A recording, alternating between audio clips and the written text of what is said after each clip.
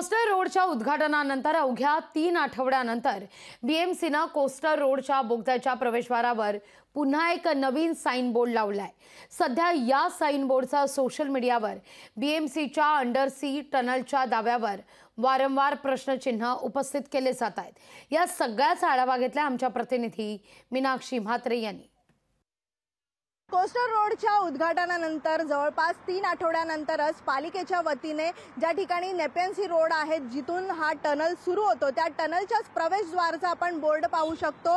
या बोर्डवरती सध्या आपण पाहिलं तर you are entering India's largest tunnel constructed by TBM technology build by L&T अशा पद्धतीचा हा बोर्ड आहे। यापूर्वी आपण पाहिलं तर ज्यावेळी या टनलचं काम सुरू होतं त्यावेळी you are entering India's first undersea tunnel build by L&T अशा पद्धतीचा हा बोर्ड लावण्यात आला होता। मात्र दावा जो आहे तो पालिकेच्या वतीने करण्यात आला होता।